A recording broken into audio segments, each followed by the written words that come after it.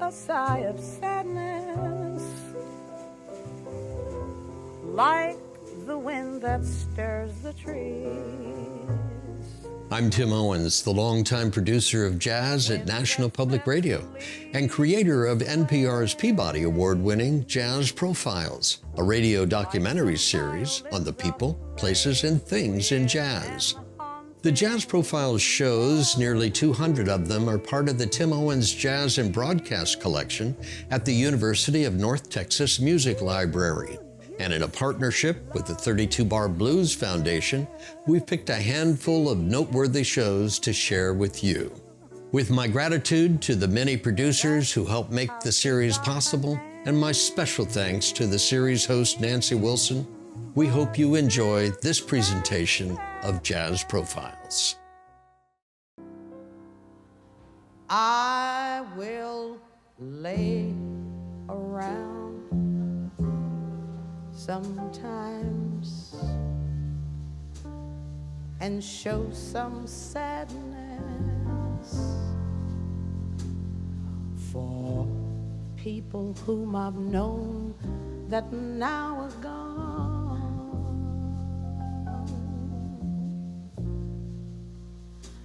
And I will smile to show you when I'm happy, and let you know when things are going wrong. When Carmen McRae sang, I found myself getting goosebumps. She sang with feeling, and that's the name of the game. When you need me. Carmen sang for the sake of herself and sang what was in her heart. And give you strength. Well, I'll say Carmen was unforgettable. I don't think anyone else will ever sing a lyric like Carmen McRae did it. People would always come back to Carmen and say, oh, God, I mean, that was what you just did to me. It was so moving. It was a song that I've heard before, but the way you sang it, baby, that was it. Well, that was her compliment. That's what she was striving for, to make people feel and share some of the things that she was telling you about. I will paint your pretty picture with a song. Carmen McRae, a great jazz singer in every sense of the word. Like so many who marveled at her work, I was especially touched by the way Carmen would interpret a lyric. This was her true strength. She made words come alive, creating a story with depth and meaning. And she took it further. She could make you feel it. I'm Nancy Wilson, and this is Jazz Profiles. On this show, we celebrate the music of a true painter of song, Carmen McRae. And I'll paint your pretty picture with a song. The words of jazz critic Ralph Gleason. Very, very few singers in any genre are able to go out there on that lonely stage, take off all the shells of pretense and convention, and stand there emotionally naked. She can get a quality of intimacy into a public performance that is almost embarrassing. It's so real.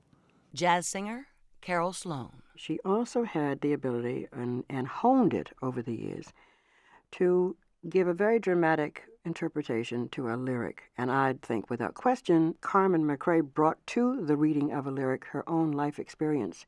Norman Simmons, Carmen's accompanist in the 1960s. However she felt today, that is the Carmen that you were going to hear. If you came to the club to hear Carmen McRae, then whatever it was, if she was feeling down, then you're going to hear the best ballads of blues you ever heard. I mean, in other words, she didn't go there to put on an act. When she got up on the stage, her songs and everything were real with her. Many singers bring their act on stage. They don't bring themselves up there. They're not really, as you would say, naked. Yeah, Carmen was very, very real on the stage.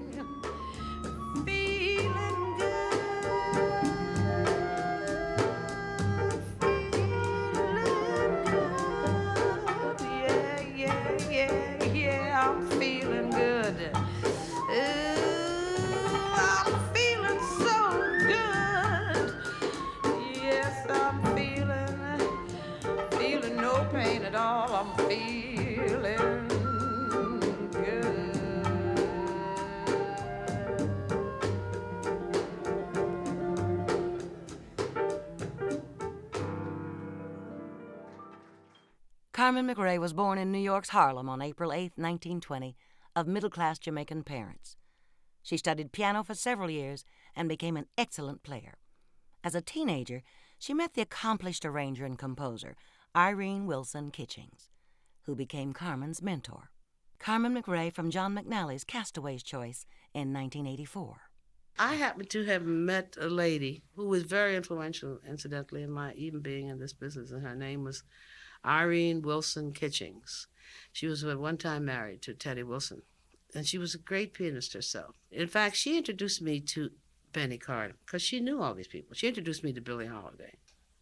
I thought she was the hippest thing I had ever seen or would ever see in my life as far as singing was concerned, you know. Carmen McRae and Billie Holiday became friends.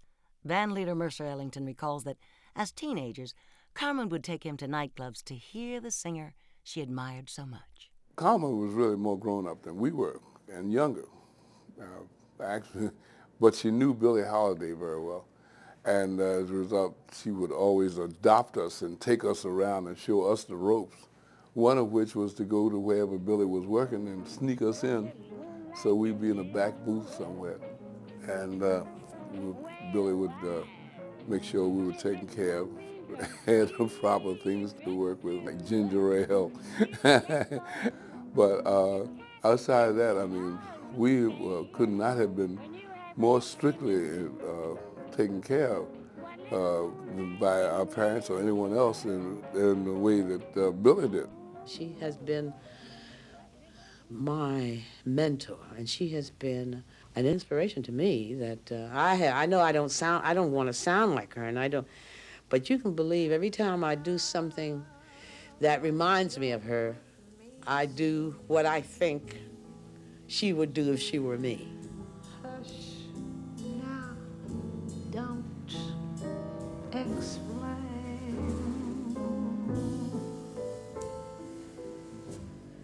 You're my joy and pain, my life's your love. Don't explain.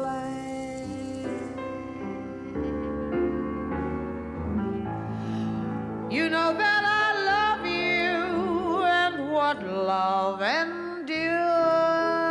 All my dreams are of you, for I'm so completely yours. Cry to hear folks chatter, and I know you cheat. Right or wrong don't matter when you're with me, sweet. Hush, hush, don't explain.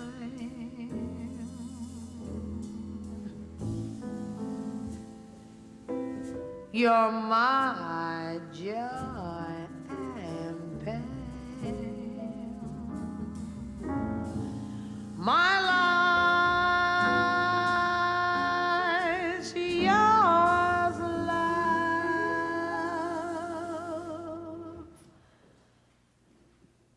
Don't explain.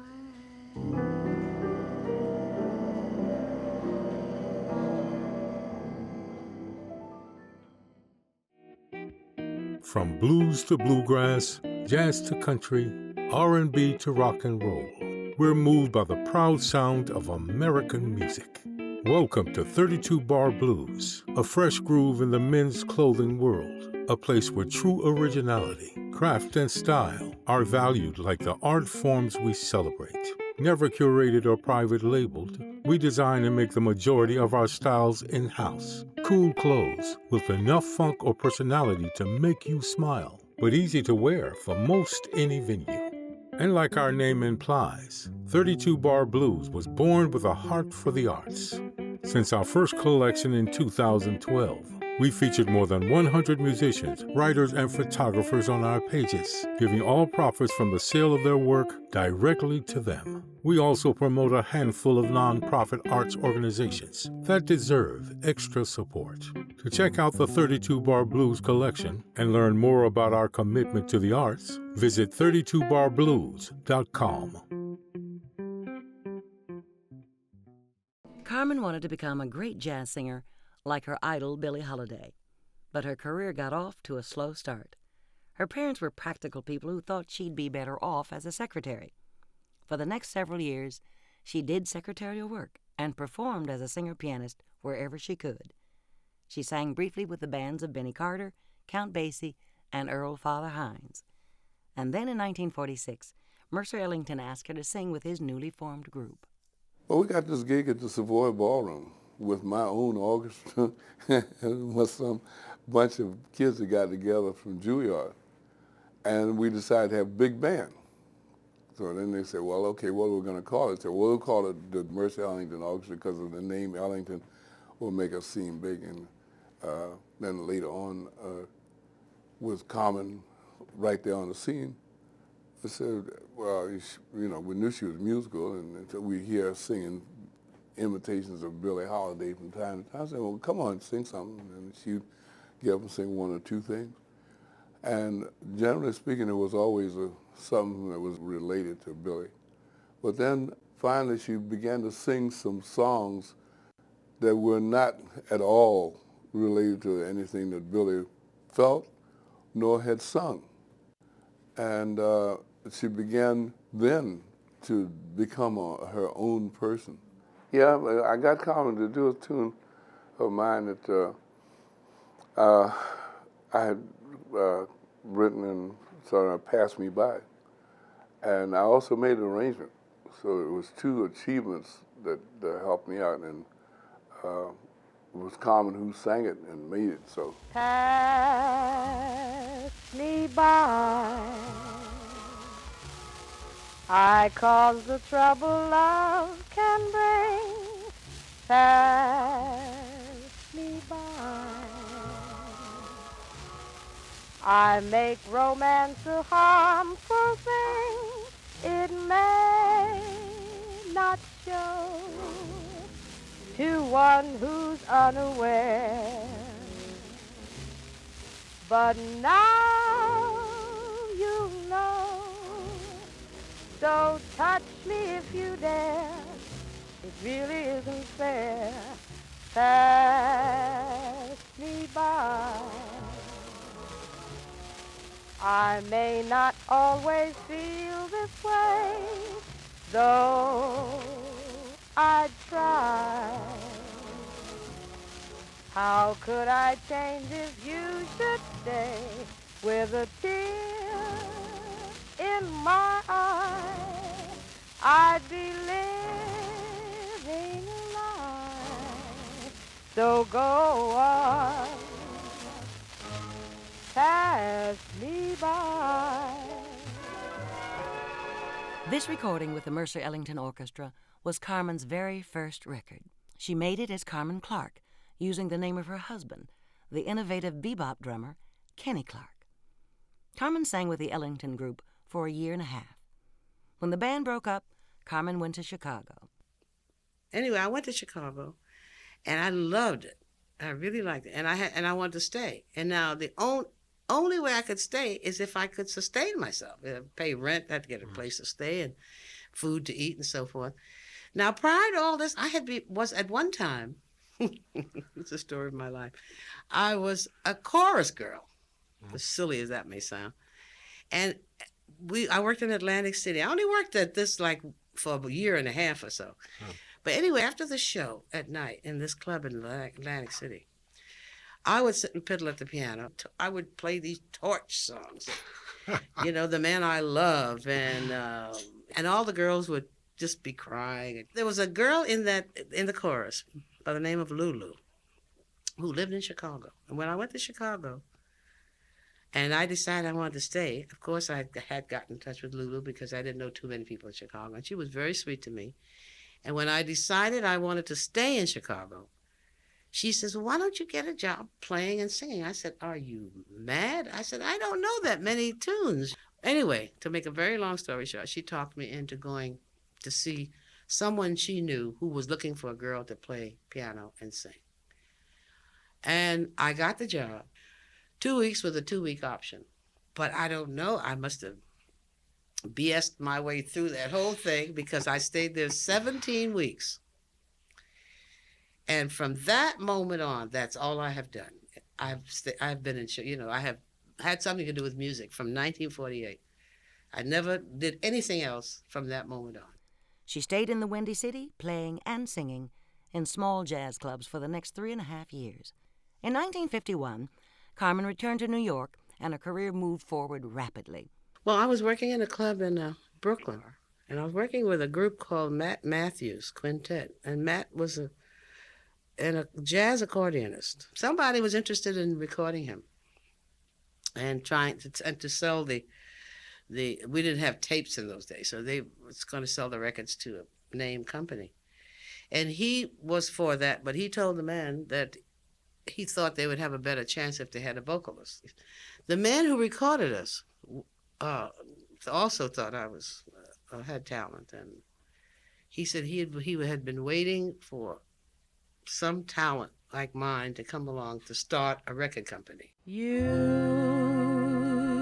be so easy to love, so easy to idolize, all others above,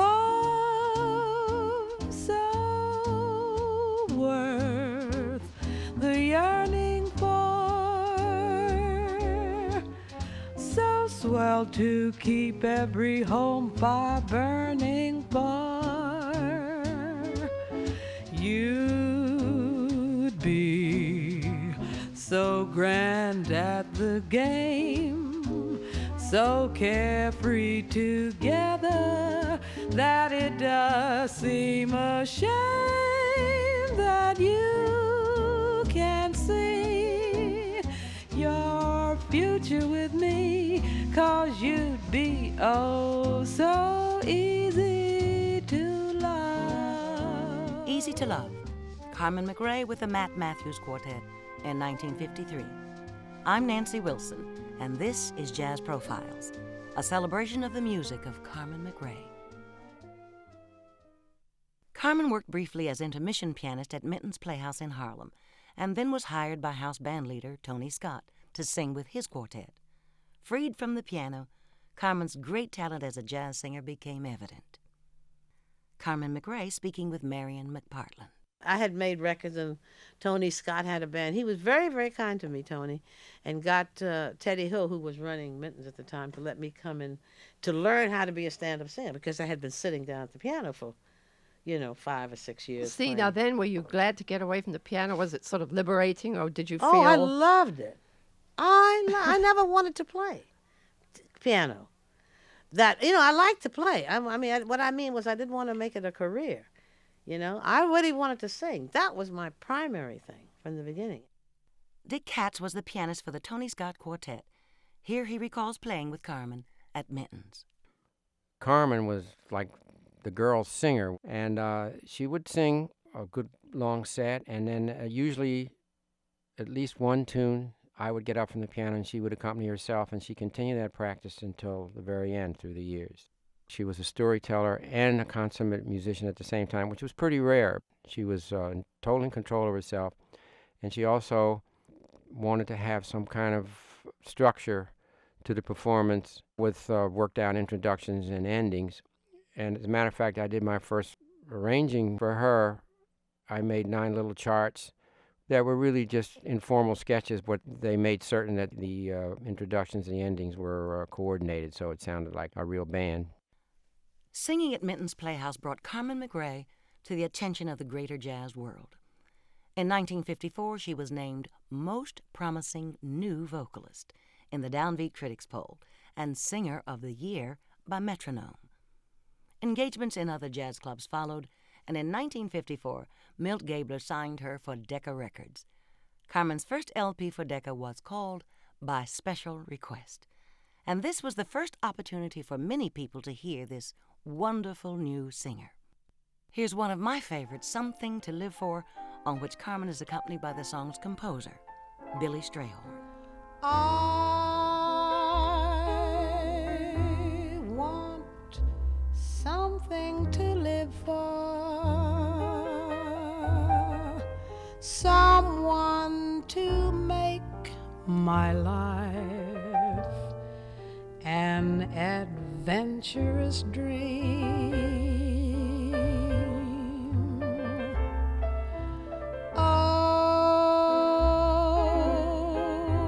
what wouldn't I give for someone who'd take my life and make it seem gay as they say it ought to be.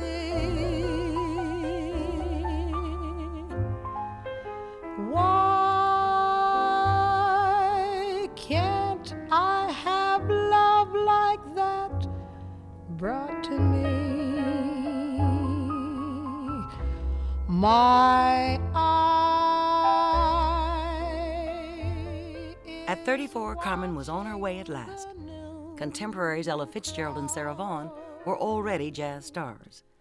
Carmen made more albums, and within a few years, she was touring and performing at the important jazz festivals. But as her star rose, that of her idol Billie Holiday fell. It was almost as if the dying singer passed her soul on to the rising one. Look at those eyes as wise and as deep as the sea. Look at that nose, it shows what a nose should be.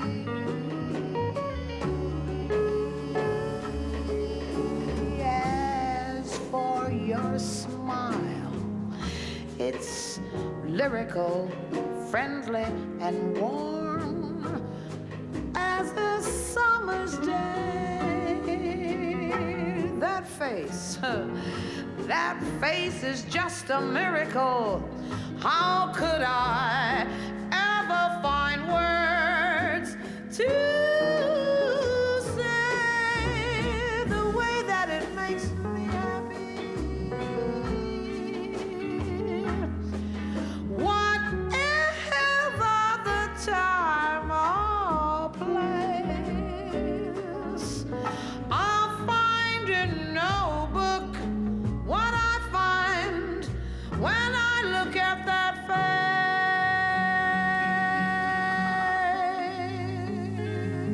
face.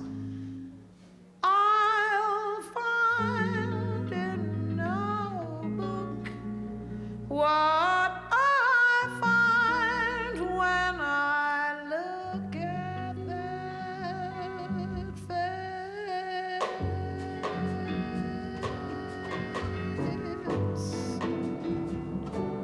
Look at that face of yours. That face of yours. That face of yours. That fabulous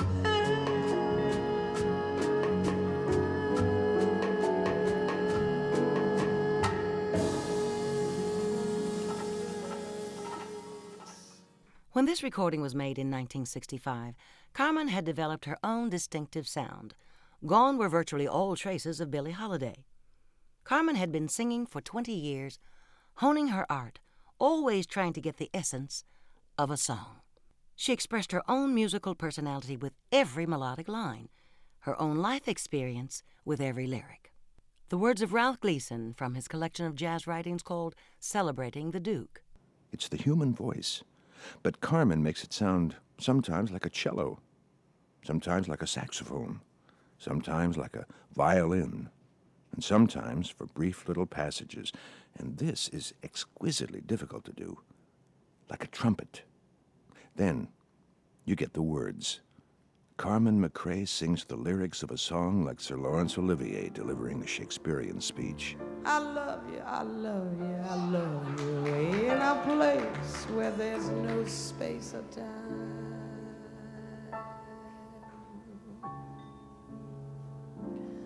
I love you for my life. You are a friend of mine. And when my life is over, remember when we were together, we were alone. And I was singing this song to you.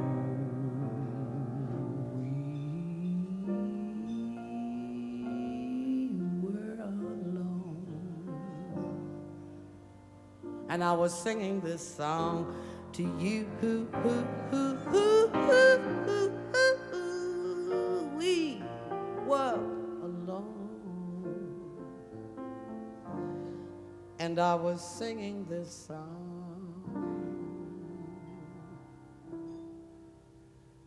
to you.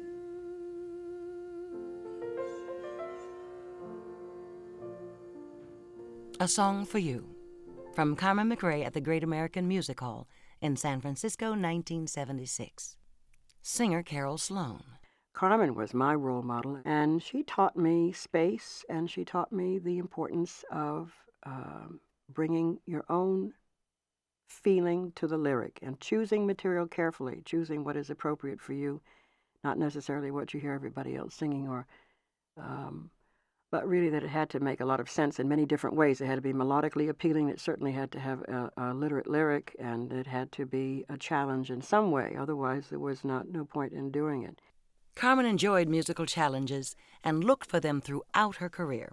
She collaborated on several occasions with pianist-composer Dave Brubeck. You know, when Carmen sang Take 5, there weren't many vocalists singing in 5/4 time. And she had no time to prepare for that either. It was like put in front of her and sing this. That took a lot of nerve and talent. Maybe I better put talent first. Won't you stop and take a little time out with me? Just take 5. Stop your busy day and take the time out to see I'm alive. Though I'm going out of my way just so I can pass by each day, not a single word do we say. It's a pantomime and not a play. Still I know our eyes often meet. I feel tingles down to my feet when your smile that's much too discreet sends me on my way. Wouldn't it be better not to be so polite? You could offer a light. Start a little conversation now, it's all right. Just take 5, just take 5. From the very first, Carmen sang with impeccable phrasing and diction, two traits which are important elements of the Carmen McRae style. Singer Etta Jones recalls how important diction was to Carmen. I think she was a wonderful singer. She had wonderful timing. Her timing was expert. Timing is everything in this. Tone and timing and diction. You see, diction is very important to me. And it was extremely important to her. She always talked about it. Always. Diction was one of her main things. Every word she uttered, you knew what she was saying. That was her. That was Carmen. What are you doing the rest of your life? North and south and east and west of your life. I have only one request of your life. that you spend it all with me. All the seasons and the times of your days, all the nickels and the dimes of your days. Let the reason and the rhyme of your days all begin and end with me. What are you doing the rest of your life? With Joe Pass on guitar from the Great American Songbook, 1972. I'm Nancy Wilson, and this is a profile of the great jazz singer Carmen McRae, a true painter of song. From NPR, National Public Radio.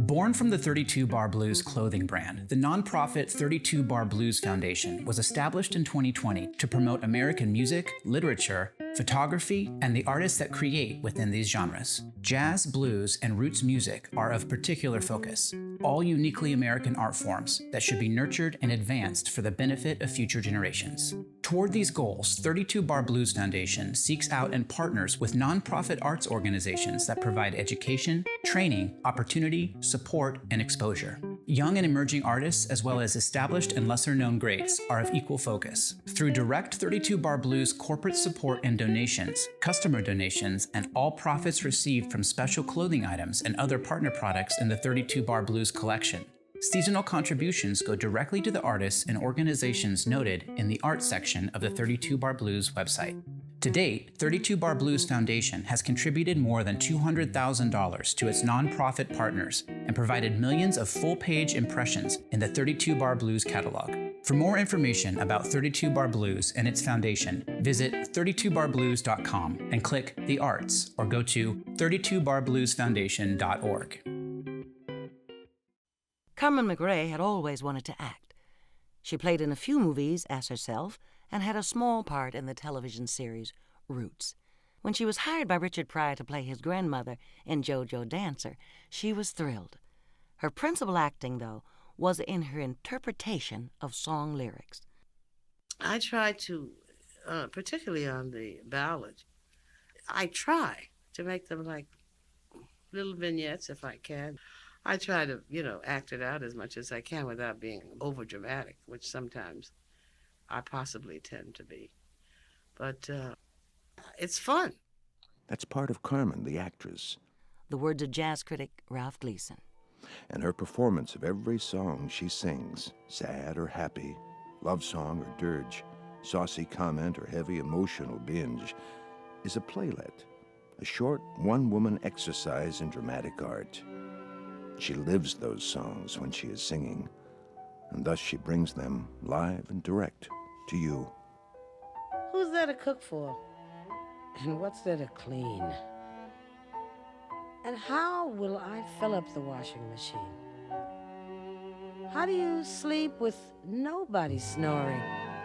Waste a tea bag for one cup of tea?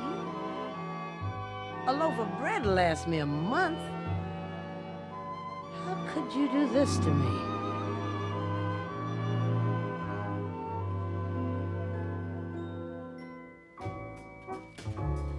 Who's gonna balance the checkbook? Who will correct me when I'm right? Who's gonna change the fuse and zip me up in the back? Who's gonna kiss me goodnight?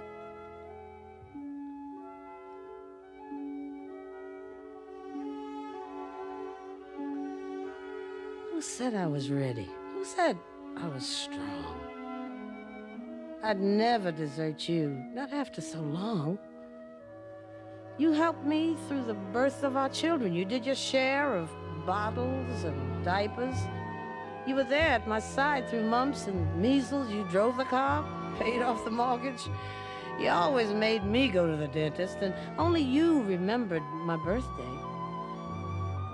Whenever there was trouble, you managed to fix it somehow. And if ever there was a time I needed you, it's now.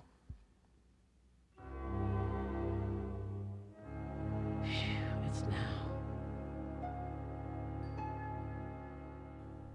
Carmen always selected songs with lyrics that were personally meaningful. After 2 divorces, she was also married to bassist Ike Isaacs, and several failed love affairs. She became somewhat disillusioned with romance. All the hurt and disappointment she had felt throughout her life was expressed in her singing. Carol Sloan. My own theory is that she was disappointed greatly in love, a situation when she was a young woman, and I think it was such a severe emotional trauma for her that it changed her around completely. And I just think that she was probably hurt a great deal in a love relationship when she was a young woman, and it added a wonderful spice to her music and her interpretation of a lyric. I have the feeling I've been here before, more often than I choose to tell. And though the view's been twice as clear before, by now I know it pretty well.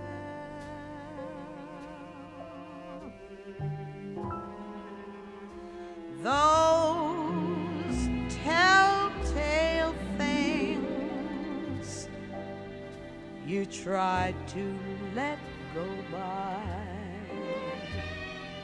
are old familiar signs. I know the smile, the look, I know the book. What's more, I've even read between the lines. Carmen McRae's style changed as she grew older. Listen to the difference between how she sings I'm Glad There Is You in 1956 and the same song 30 years later in 1986. In this world of ordinary people,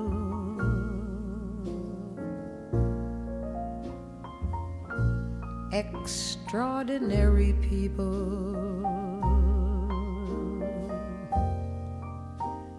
I'm glad there is you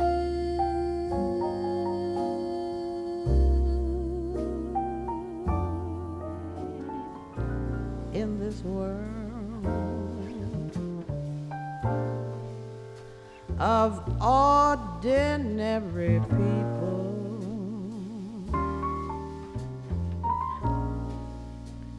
Extraordinary people.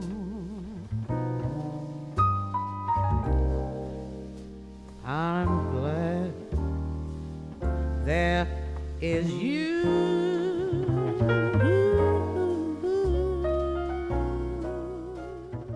Carol Sloan.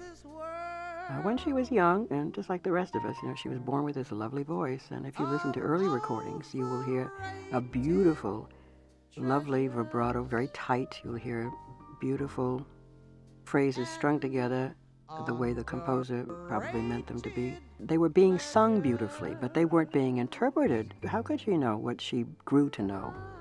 And how could she tell us of experiences she was yet to know? She had such a unique voice. It grew in texture as she got older. Her notes shortened up, but she also can leave a lot of space between phrases, and that is a very effective technique. Right here beside me,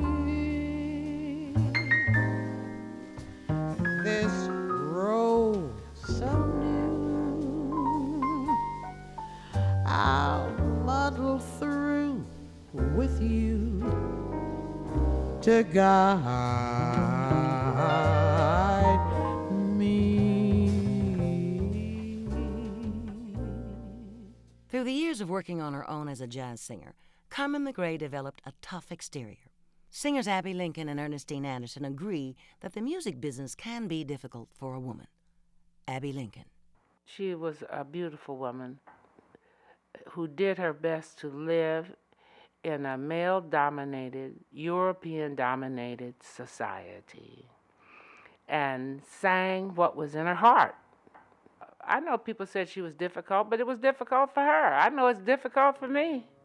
I saw her in Los Angeles at the Parisian Room, and there were somebody was talking. But now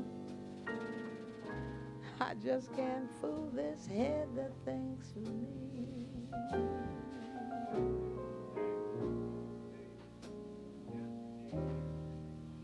Hey, stop a minute. We're going to teach you how to sit in the nightclub, sir. Now, as nobody says that you can't talk, but if you're talking so loudly that I can hear it, that's loud. So speak to your friend, but please try to speak a little bit softer, because it really annoys me, and I can't get my thing off up here, which I'm getting paid for, and these people can't enjoy it. So cool it over there a little bit, okay? Yeah. At first, I thought that you could break this. And continued and finished the show in the tradition of the great women on the stage who know how to handle the stage. Singer Ernestine Anderson. If it's a woman, she's a bitch. If it's a situation where it's a take-charge person and they know what they want, and if it's a woman, she is labeled a bitch. So Carmen, you know, because she was a take-charge person and no-nonsense person, she got that label quite a bit. She moved to the beat of her own drum. She had her own drummer, and that's the way she lived her life. She didn't let anybody control her in any way. Carmen was always in control of what was going on in her life. At least she seemed to be. That's the way she was, and I think it's great. If I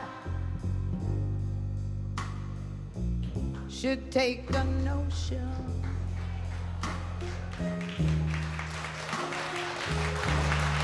to go and jump into the ocean,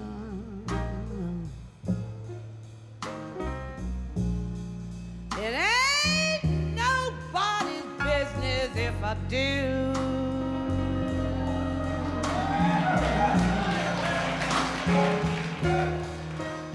And if I choose to go to church on Sunday, and then I feel like trucking all day Monday, hey,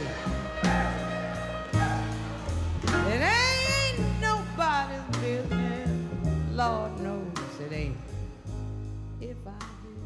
Singer Joe Williams. I don't think she ever wanted to be that quote, unquote, superstar. I don't think she ever wanted her privacy invaded to that extent. She wanted to play the piano and sing. That's what she wanted to do. She's a success as a byproduct of a search for excellence. And her most severest critic is Carmen McRae. Nobody's a more severe critic of Carmen McRae than Carmen McRae. Carol Sloan. When she was relaxed and feeling comfortable in her home, which she loved and which she cared for, she was funny and expansive and generous with her time and her advice and her. I saw her get very salty and very angry on more than one occasion, but I understood, and I think we all did, where that was coming from at that moment. But she was very funny, and she was really a delightful lady. She was very kind and very generous to me, and very caring. I think she cared about me and my singing, which was an enormous compliment to me. I was forever stunned by that. Woman chatter, woman talk, woman chatter, woman talk.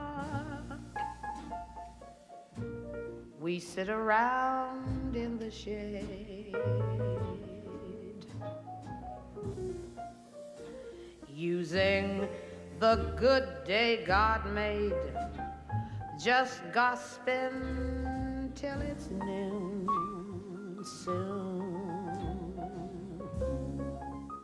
What phases you and what thrills me, and what we think our men do. I think she was afraid of letting people get too close, because she'd been hurt, I think, very deeply, more than once. And so her protection, her device, was to keep you kind of at arm's length. You know, once in a while, some of us were able to get much closer, which was the most delightful feeling in the world. But she didn't allow that to happen very often.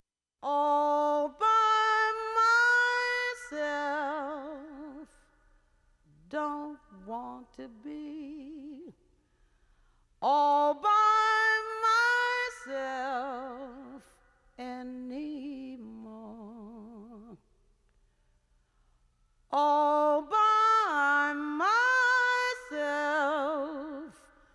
don't want to live all by myself anymore. Singer Ernestine Anderson. There was a side of Carmen that she didn't show to most people.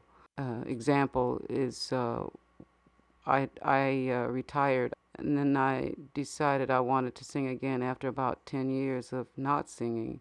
So I went to Carmen and I told her that I wanted to sing again, but I didn't have any music. She had her music in two drum cases, drum kits, and she wheeled them out into the living room and said to me, I think we sing in the same key, just pick what you want.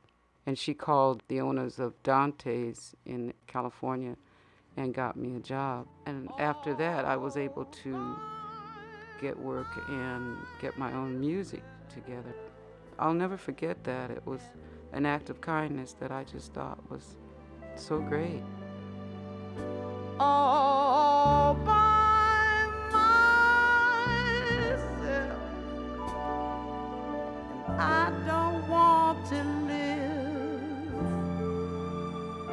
all by myself anymore. But more than that, I really loved Carmen, because the Carmen I knew was a very deep, caring person, a lifelong friend.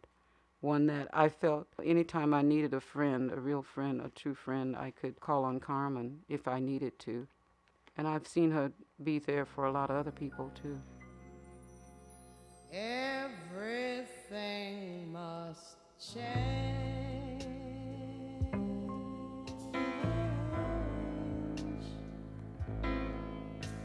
Nothing stays the same. Everyone will change. No one stays the same.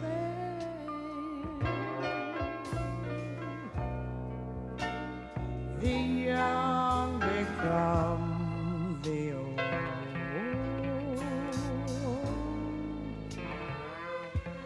and mysteries do unfold.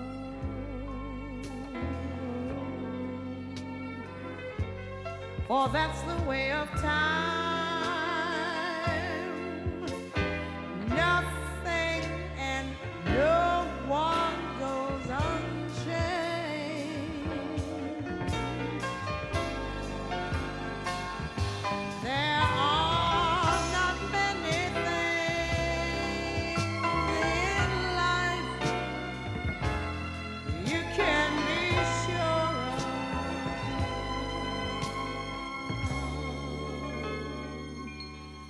except rain comes from the clouds, sun lights up the sky, hummingbirds still fly. Everything Must Change from the LP I'm Coming Home Again, 1978.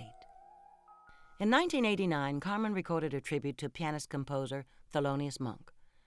She had worked several years on this album, and it was very important to her. She had to acquire lyrics for many of the compositions, and then she had to learn to sing Monk's sometimes difficult melodies. All of them I'd heard, but I never paid too much attention to listening to the melodic line because I never even dreamed there were lyrics to sing to them, you know. So there were a lot of the tunes that I knew up to a point, and then after a while I had to listen to maybe in certain 8 bars or 4 bars or 6 bars to really get the right melodic lines. Ruby, my dear, hold back that tear.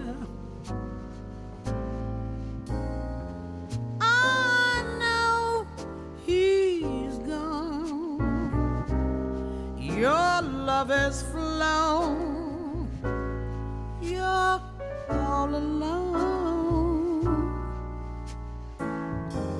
Oh, I know you cry. There's no reply. Pain lingers on. It doesn't go 'cause you say so. Well, you know, I think that she was just coming into her own here toward the last part of her career. Even though the Monk album, I mean, didn't get her a Grammy, which I think she really thought was going to happen. But I think she was beginning to command better salaries, and she was certainly getting the very best offers, and she was working on the very most prestigious jazz festivals in this country and in Europe. And so if she ever felt that way at all, it certainly should have been apparent to her toward the end there that she was coming into her own. Many people were acknowledging Carmen as the rightful heir to everything Billie Holiday had given us. And I think she accepted that. I think she accepted it because she knew it was true. She knew her worth. She knew how valuable she was. I was here before life began, in the wind and on the waves of the sea, lying on the flowers,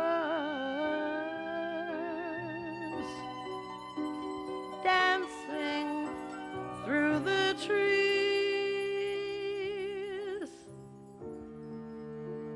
I am music. I am ageless. I am love. After an engagement at the Blue Note in New York City in 1991, Carmen McRae realized she was too ill to perform again. A few years later, she suffered a stroke from which she did not recover. She died on November 10th, 1994. She requested that there be no funeral, no memorial, no flowers. She requested that she be remembered by her music. And indeed, she will be. I said, I'm gonna try my best to be there when you need me. I am gonna give you strength when you need someone strong.